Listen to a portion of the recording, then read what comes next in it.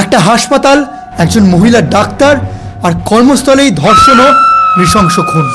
আসল ভয়ঙ্কর ব্যাপার জানেন, তদন্ত যতই এগোয় ততই উধাও হতে থাকে প্রমাণ, আর সামনে আসতে থাকে ক্ষমতার ভয়ঙ্কর খেলা।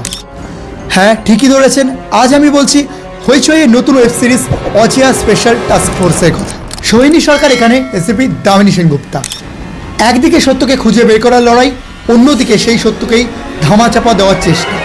আর সবচেয়ে অস্বস্তিকর ব্যাপার কি জানেন, সিরিজের গল্পের সঙ্গে 2024-এর আর্চিকর ঘটনার বেশ কিছু মিল স্বাভাবিকভাবেই দর্শকদের ভাবতে বাধ্য করবে।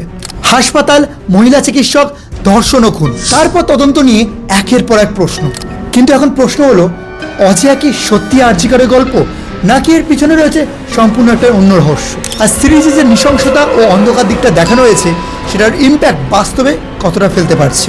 এই সিরিজটা কি সত্যি দেখার মতো, নাকি হাইপ তৈরি করা হচ্ছে? আর আরজিকরের সাথে এর মিলটা কতটা যুক্তিসঙ্গত? আর সবটাই বিস্তারিত বলেছি আমার ফুল রিভিউ ভিডিওতে। আর হ্যাঁ, শেষে আমার ভার্ডিক্টটা কিন্তু মিস করো না।